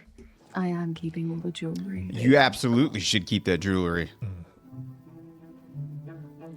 Oh, now we got she's- one where she was mad. Now we got Yeah. one where she's hurt. She could be emotional here, writing.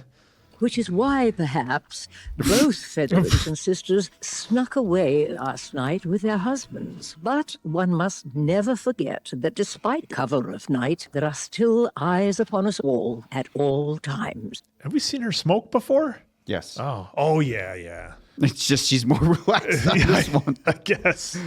Please alert Mrs. Walsh. We shall be having a visitor. Oh, who's coming to visit? We know there is one young lady who most certainly wishes her plans had remained in the dark. Penelope Featherington, who was so certain that she would not find a husband she's on writing her about own, herself. that she had to enlist the help of Mr. Colin Bridgerton. Well, she can't blow her cover, I guess. And while we knew Miss Featherington's marital prospects were slim at best, this recent scandal will certainly make any further hopes disappear. Eloise, there you are. Swing on her. Is this what you wanted to happen? I do not know of what you're speaking. When you spread gossip. Swing on her. But perhaps that was your goal. I did not communicate your secret, but I did notice Miss Livingston whispering around the room after hovering nearby. You were rather indiscreet when you told me about Penelope. That's true. Perhaps if you were more decided about your former friendship, you would not have felt the need to gossip. Ooh, it turned I it do around. appreciate your concern about cruelty, but perhaps you should like to find a looking glass. Oh, shit. All right. I think I deserve that. Time to take a step back. Maybe you need a looking Yeah, glass. she needs Oak. to swing on you, Oak. Yeah. Swing on him, Cressida. Swing on him. I'll take I was going to say, because Cressida walked away. She didn't do it. This family has already endured so much public scrutiny, and now this. It was foolish to ask us, Chute. Now, what is foolish is being unreasonable about what you can achieve. Oh, boy. Not that you earnestly believed you might find a husband in your 3rd year out. This is What gonna a be shit hard. thing to Lady say F. that Thing to was. say. Let's maybe rephrase some stuff here. Oh, that was terrible. A life unmarried is not all bad.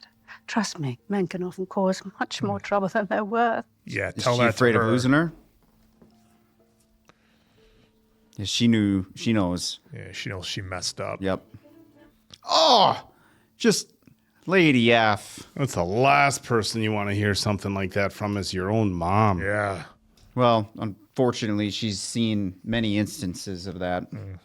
If Miss Featherington should wish to return to her familiar shadows once and for all. Oh, I like that transition tonight. No, she hasn't moved. Miss, you have a visitor. It's going to be Eloise. It's got to be, right? Eloise or Colin. Or Colin, yeah. What's he doing here? I hope too much. It would have been suspicious if she had not. In truth, I brought this on myself. A sad, stupid girl who believes she might possibly have a chance of love. Oh. After all, a small taste of the light can lead to that most dangerous of emotions, hope. And once hope is lost, a lady may become reckless. She can tell him the truth. Could I ask you something? Of course. Would you kiss me? Oh. Penelope. It would not have to mean anything, and I would never expect anything from you because of it, but I am nearly on the shelf, and I have never been kissed, and I am not certain I ever will be. Oh. I do not wish to die without ever having been kissed. I have no idea what Colin's going to do here. I don't either. Is he going to step up? He's got that poker face on right now. Oh, the tension. No interruptions. Something's happening. Someone's interrupting. It All happened. right. Oh. Episode 2. All right. That's quite the kiss. All right. Yeah. All right. So I thought we weren't going to get this till like episode 6.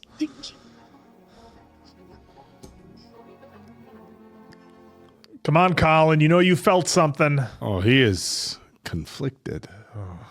She's been in front of me the whole time.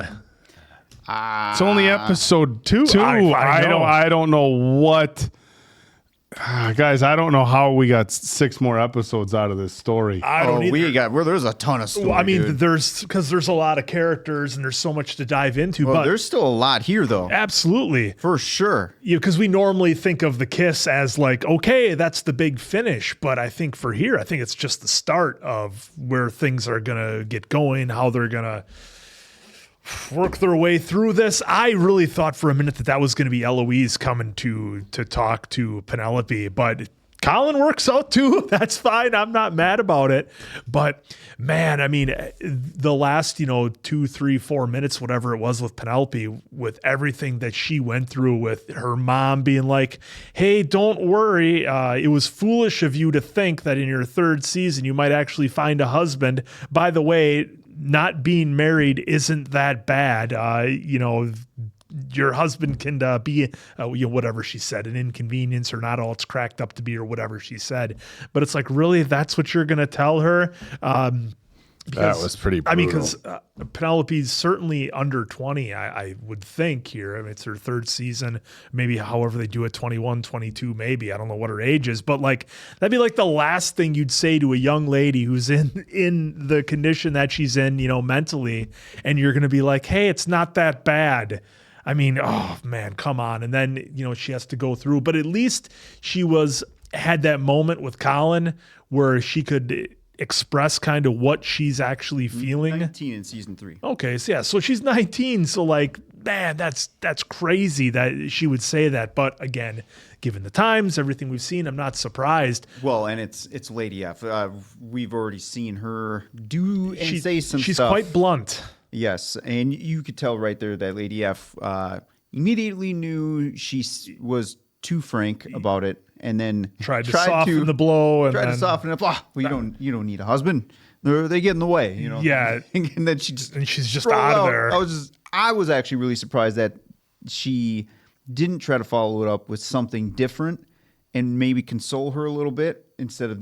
Yeah, but ever since season 1, they never really thought Penelope was going to find a husband. I mean, she was always kind of on the back burner with all the other sisters, and now, Lady F had to have the talk with her daughters to try to get an heir, and it's just like I don't think she ever even considered Penelope. So maybe that'll be a storyline going forward, is that some of the people that you least expect or don't consider, maybe that'll be a theme in there somewhere. But I agree with you, there is so much story to tell.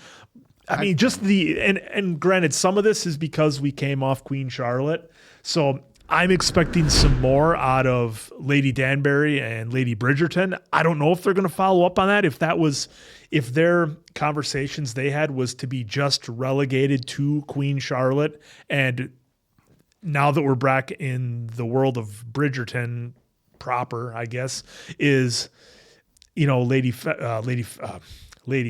Danbury and Lady Bridgerton going to kind of resume the roles that they had a little bit of trying to guide the kids or whatever. I can't imagine that would be all it would be. I would be kind of disappointed if we didn't get some more between those two in some shape, form, or another. But either way, that last scene hit hard.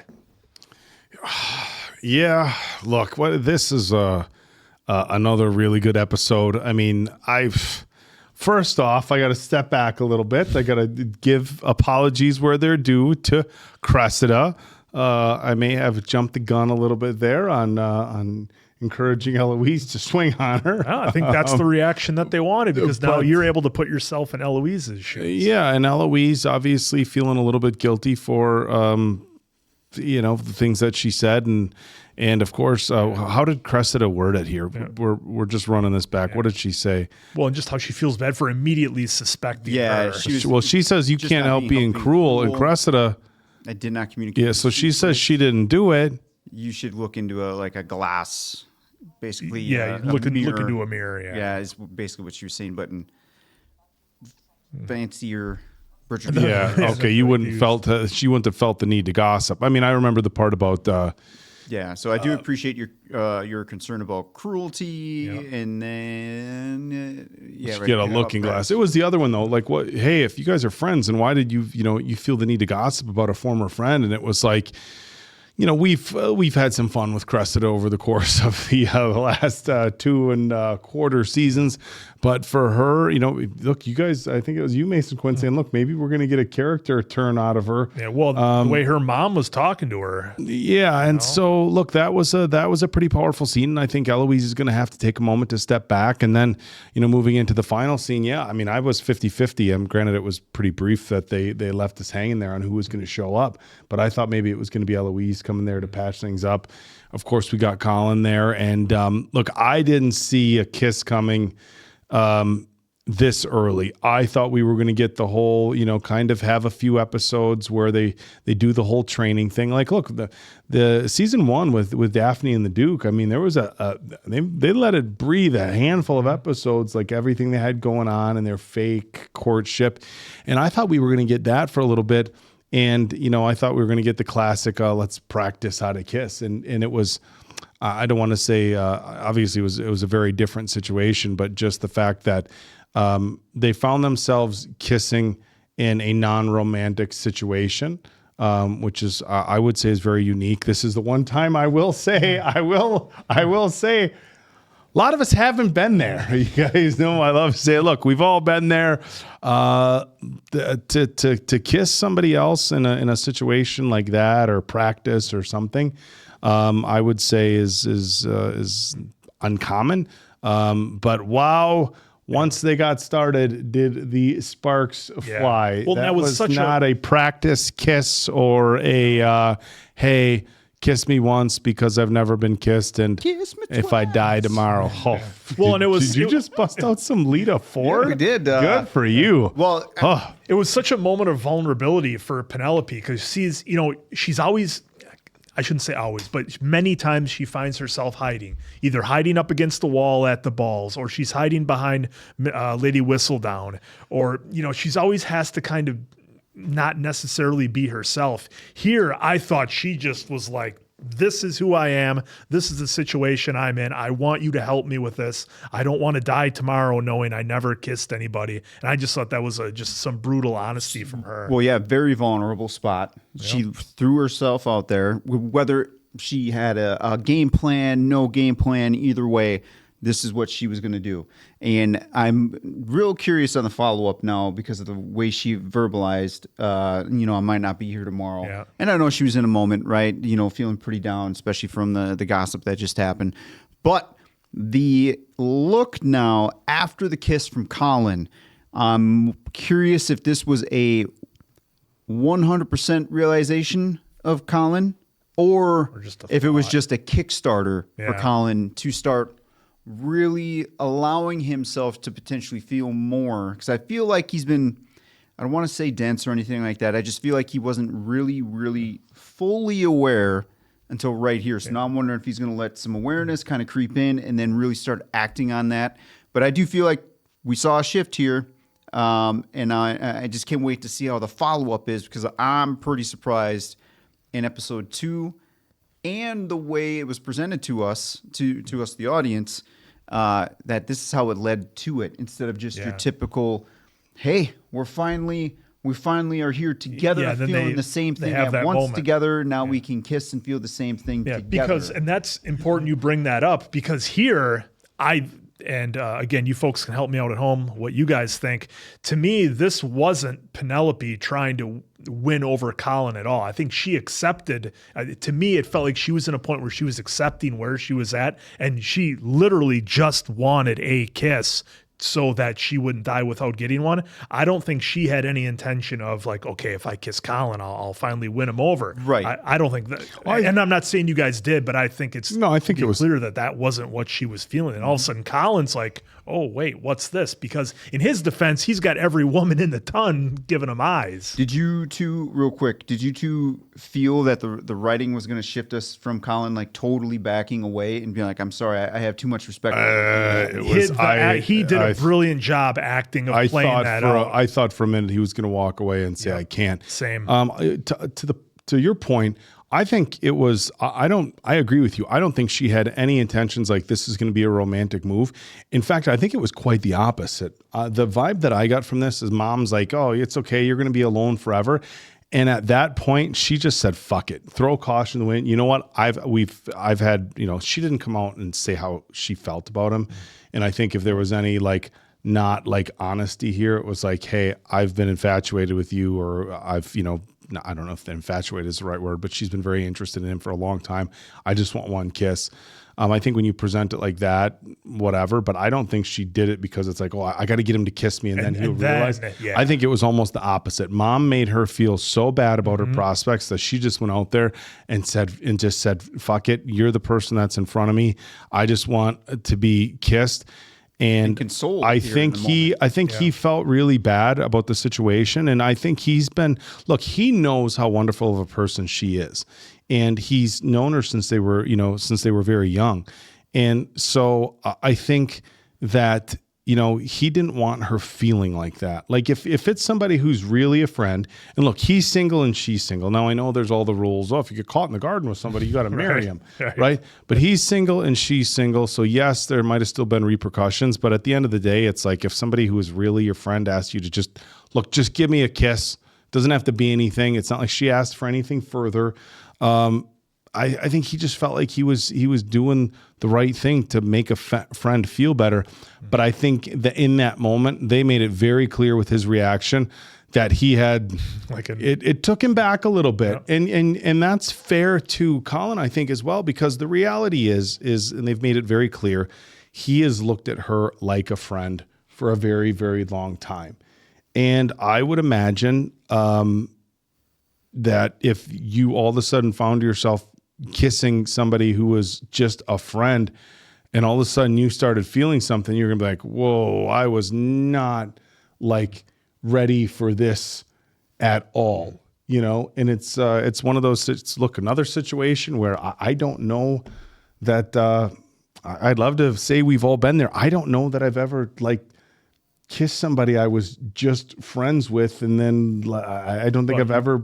Well, you weren't in the world of Bridgerton. No, here. but I mean, just sort of in the situation, but you could clearly see that Colin was like, okay, there's definitely more here. Yep. And I think I used the word conflicted, and not conflicted as to whether he should have done it or not. I don't think there's any regret as far as the kiss goes, but okay, what are these feelings? Obviously, they showed us, they talked about his travels and his adventures, and you wonder whether he, exaggerated or whatever. And then they showed, he was hanging out in bed with a few ladies, and it made you believe, same time tomorrow led you to believe that this was a regular thing or something that had been going on. And so certainly he's not inexperienced as far as intimacy, but I felt like this really, really took him back. And I think he did the actor who plays Colin did a wonderful job of that. Yeah, the two emotions that he had to do. One where he gave us is he going to pull back? It felt like a lifetime. He did a brilliant job there. And then his reveal after the kiss of, am I feeling something here? Or what was that? Kind of leaving it up to the audience. I thought those were two scenes that he just absolutely crushed. So typically I don't share too much of me, I'll compare myself to the Oak. Oak shares his heart pretty well on here in personal experiences compared to I. So I will just give tiny tidbits here. This Colin Penelope story, I'm relating pretty good to it. Obviously not in the times, more of a modern time, obviously, right? But there's been two cases where I will refer to myself as dipshit Dave.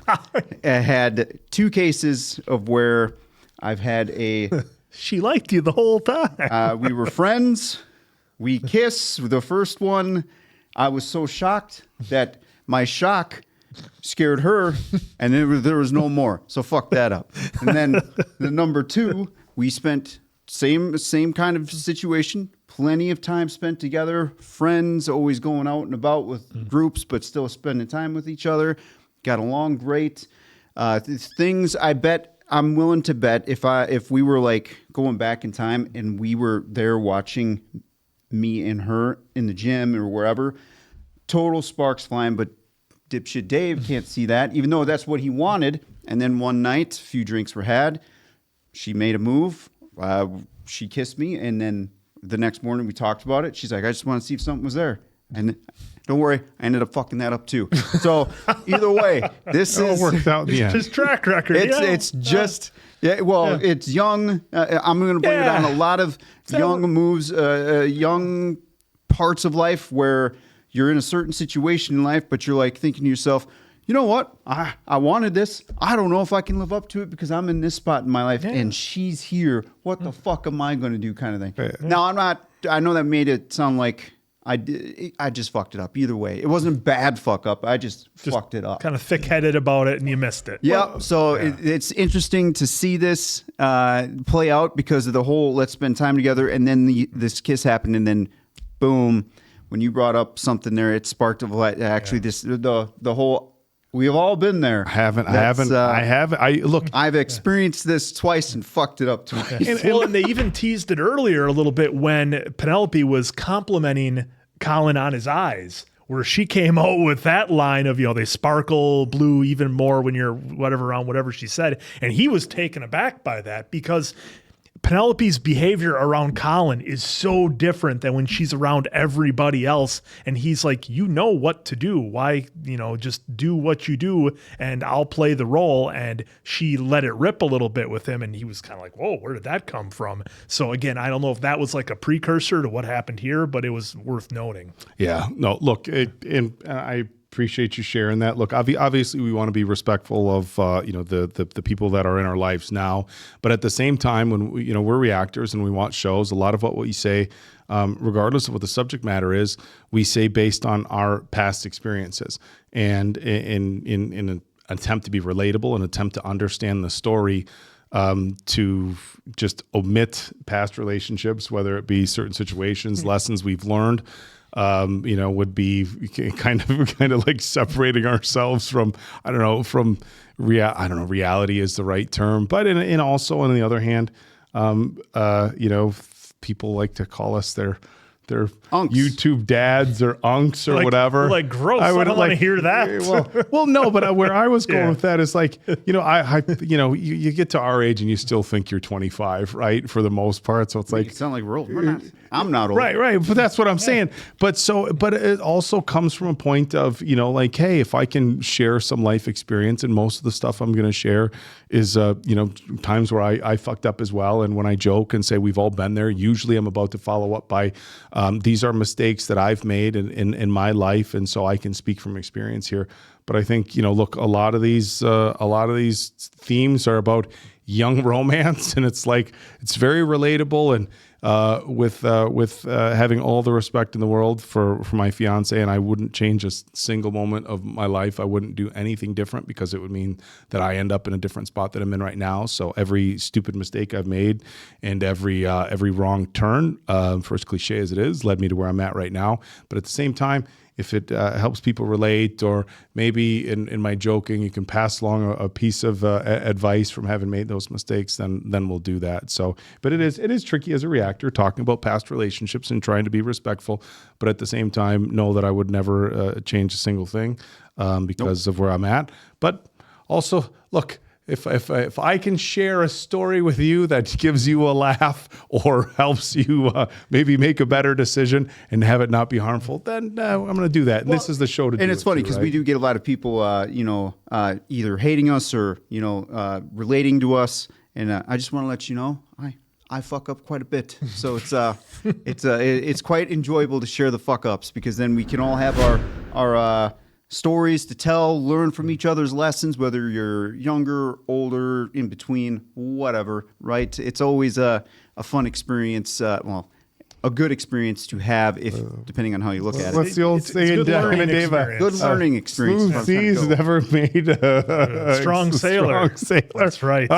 That's rough seas. Yeah, and then no Anthony or Kate in this one, but that's okay because we're not really focused on their story. But the story, sorry, go ahead. Yeah, I was just going to say the one with Francesca, I found the most kind of interesting this episode because she was, and I don't know anything about music, obviously, if you've watched the channel. So when she was talking to one of the young bucks there, I'm not sure if he messed up about the music and he said something that was wrong and he was kind of like faking his knowledge, or if for whatever reason they just went ice cold there, or if she got nervous or if he did. I'd have to see the scene again, but that was really interesting because they hit it off so well when Lady Bridgerton was kind of craning her neck to see what was going on, and then it kind of stopped. So I don't know if he said something wrong or wasn't correct about the music, but either way it worked out because she went to go play the piano and the Queen was very impressed. So it started with, I think the turn started because he said, I once heard a rumor the trios were written. I know some folks don't like us reading this stuff, but to convey his feelings for his Mademoiselle Ludwig. Let's see right there. Okay, so do you not think you feel it in the music? So like, does he get a different vibe from the music that she does, and she was just kind of turned off by it? So he probably looked for meaning, and I could be way off on this because she just said right here, I mostly enjoy the chord progressions. So like, I think she is more into the melodies, a little bit more so than the actual meaning of the music. I could be wrong on that. He might have advanced the conversation a little past where she was at. Like, hey, what do you like about this music? And what do you think about this? And he's like, ooh, he was writing it for love. What do you think about that? What does the music make you feel? And it's like, hey, I just wanted to talk about music that I like. Yeah, I'm going to need some. Do you not think you feel it in the music with that rumor? Yeah, I don't see. I'm having a hard time seeing what he said. Not that's about quite the expressive music. I think if we just go back a little bit, because either way, if you folks could help us out in the comments as well there. Yeah, so because she's really either way into the Beethoven, but yeah, so I just found her, for being a character who's brand new and just being dropped in, I'm really intrigued by her because she's so different than anybody else we had, but yet kind of finds herself in the Daffers situation a little bit. So this is going to be a fun one to watch. Well, and the Queen, this is her sparkler. Oh, she let it rip. Well, and I love there. that the Queen picked it based on the fact that, look, she wanted to step away from all this stuff and just play her piano, which she's wildly talented. And it just impressed the Queen. Look, a young woman out there, not stepping up to the Queen and saying, look what I can do. She just retreated to a room that had a piano and started playing. And it's interesting because now I didn't catch it before, but you see Brimsley kind of off in the back of the door looking quite impressed. But the other big thing I liked about this particular episode was the whole story with Will and his wife.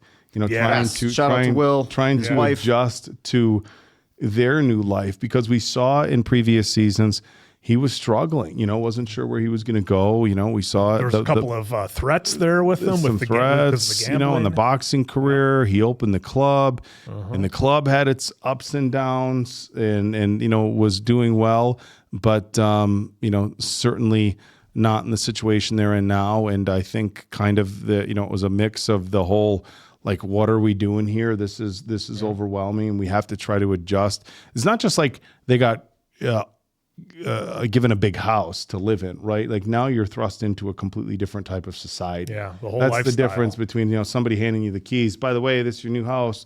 Have fun with it. You inherited it. Versus, okay, well, now you have this whole new lifestyle, and it's got to be a big adjustment, and they want to do the right things, but at the same time stay true to themselves, which we saw here at the end. I love the speech that Benedict gave them, where he's like, look, you're already married. You guys can just come here and have fun. Like that couple over there that drinks too much, or this couple that dances with each other too much. You guys can have all the fun because you already did the hard part. Yeah. And I love what Will said when she said something along the lines of like, do we deserve, or no, what did we do to deserve this? And he's like, nothing. The same as everybody else. They were just born into it. It's not like, Anthony Bridgerton did anything to be born into his station. He just was. And I love that Will said that. The only trick is everybody else has been doing it since they were kids. They've got to get caught up real fast because obviously they're older just now. a huge lifestyle shift too. So, well, yeah, and I'm liking that we actually get a little bit more of Will,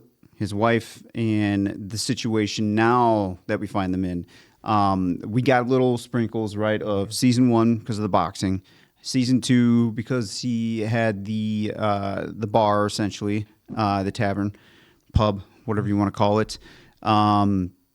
So that was sprinkled in a little bit. Now we are actually getting way more story from these two and their family, because now the situation is quite interesting that they find themselves in, because it's their youngest son, I believe, who owns everything. Yeah, or it'd be their oldest son. Yeah, it'd be their oldest, but yeah, it's basically his, but because they're the parents right now, they help run it until I'm assuming he's at a proper age where it's officially all like he can run it. Yep. So I'm really digging the stories that we are getting and are going to get more of, because yes, I feel like that conversation with Benedict helped open Will's eyes a little bit more, which is why we got the scene in the bedroom and that discussion now where, hey, we can do whatever we want. This is our house. And I like how she brought it up of like, well, Viscount's this, Viscount's that. He's like, we didn't do anything. She's like, we didn't do anything to earn this. Neither did they. So I'm glad he pointed that out too.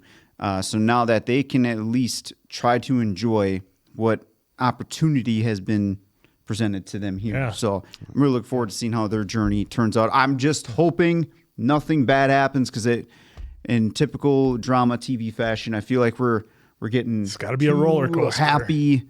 It's too happy. So I'm hoping nothing devastating comes along. Maybe some challenges for the characters to help build a little bit, or whatever the writers may do. I just hope it's not anything devastating, because I'm a fan of Will and his family here. So yeah, no, it's going to be a blast. The one scene that I liked, and I won't talk about it very extensively, but it was when Colin and Benedict were at the bar, and Benedict did something where he like had a laugh or whatever when the ladies came up to him, and it was just like, is he drunk already? It was so fun between those two, and I really love their interaction, Colin and Benedict, when they're on screen together and they can kind of joke back and forth a little bit. So that was a lot of fun, but that was just one scene that got a good laugh out of me. Well, and then real quick here too, you're these two doofuses.